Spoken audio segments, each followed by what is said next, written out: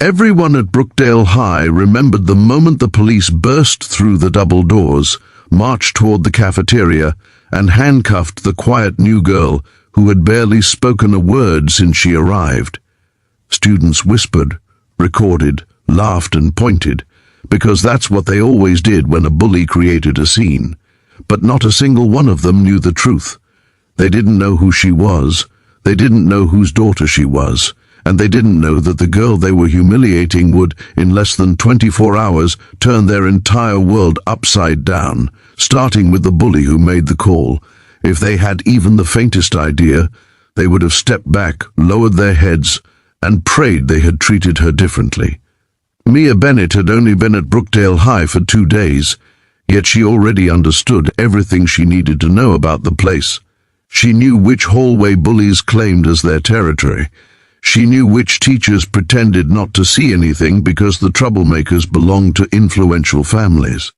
And she knew which kids walked through the hallways with their heads low, silently enduring the weight of other people's cruelty.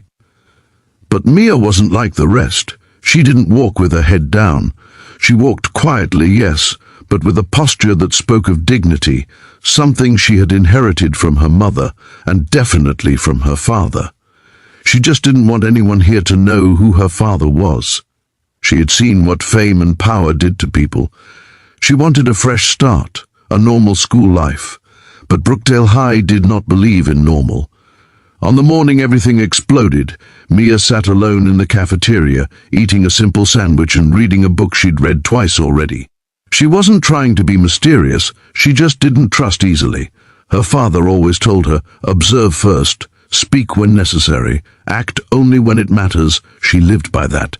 But Jackson Reed, the school's most problematic senior and self-proclaimed king of Brookdale, didn't like quiet people. Quiet people didn't look at him. Quiet people didn't worship him. Quiet people didn't feed his ego. So from the first day Mia stepped into school, Jackson decided she was a perfect target.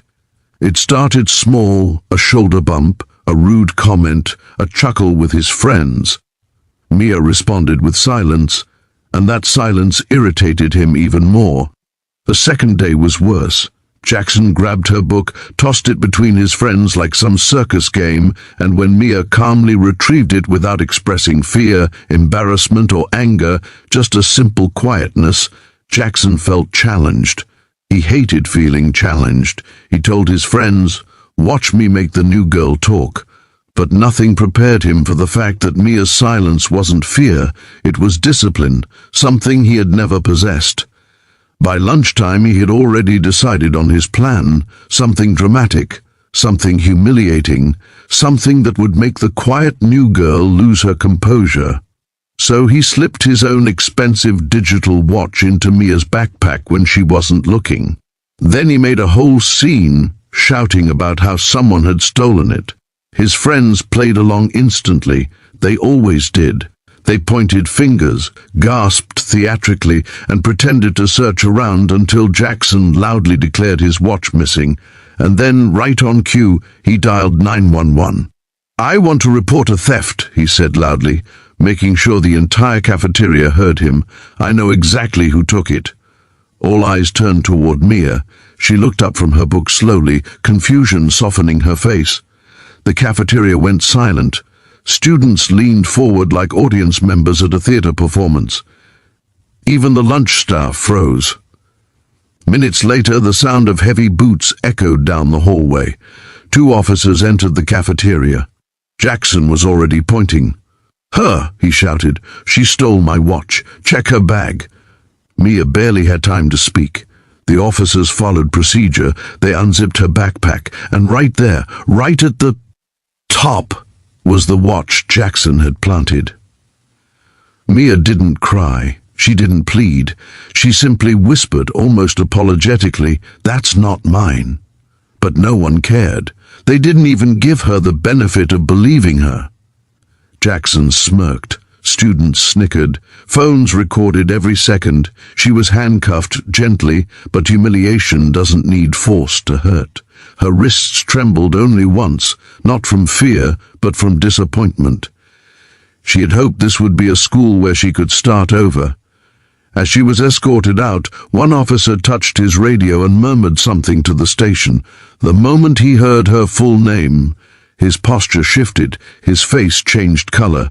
The officers exchanged glances. "Ma'am," he stuttered, "we need to make a call." Mia looked down, almost embarrassed. She whispered, "I told you, it wasn't mine." The officer nodded nervously and stepped aside, calling his supervisor. His voice carried just enough for Mia to hear. "Sir, we have Judge Bennett's daughter within 5 minutes." Everything flipped. The officers removed the handcuffs immediately and apologized profusely. Students gasped. Jackson's smirk faded first, replaced by a pale, uneasy expression. The principal arrived, sweating and shaking, practically stumbling over his own words as he apologized to Mia. But Mia wasn't angry, she wasn't vengeful, she was just tired. She asked the officers calmly, "Can I go home?" And when they escorted her out, not as a suspect but with deep respect, every student watched the door close behind her, murmuring in disbelief. They had handcuffed the daughter of the most powerful judge in the state. A judge known for being ruthless with liars. A judge known for tearing apart false accusations. A judge known for hating injustice. And Jackson Reed had just committed the worst mistake of his life. Power doesn't come from fear.